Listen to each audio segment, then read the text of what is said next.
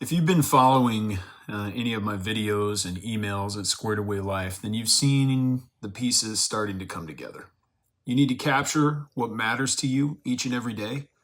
You need to review those notes across the three horizons, and you need to build some equity that will compound over time.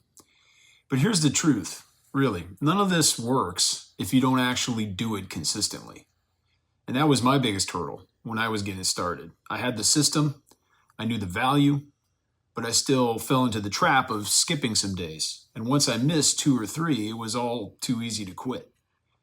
Now, what changed everything for me was realizing that this isn't about discipline so much as it is about designing friction out of the process.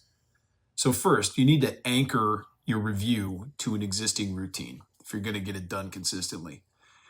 In other words, I don't find time each day for review in the real sense of the term. I stack it onto habits that I already do every morning. So I get up, I pray, I meditate, I have my coffee.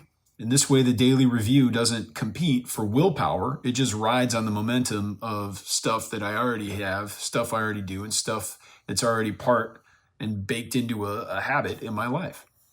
Second, you need to lower the barrier to entry. Now, on busy days, I give myself permission to do kind of a micro review. That could mean just glancing at yesterday's note or skimming one from last month. We're looking at them all really quickly, but it at least keeps the chain unbroken. And more often than not, I end up doing the full review anyway. It doesn't really take that long. But thirdly, you need to automate the setup. I use pre-formatted note templates, so the startup cost is practically zero. When the note is already waiting for me to write, it's already formatted correctly, I just show up and fill it in. I just share my thoughts and record it. The real goal is not to be perfect. It's just to be consistent enough that the system starts compounding. You miss a day? No problem. Just miss one. Don't miss two. But remember, preparedness is not building in grand gestures. It's not doing things huge, but the growth and the compounding happens in small daily investments that add up over time.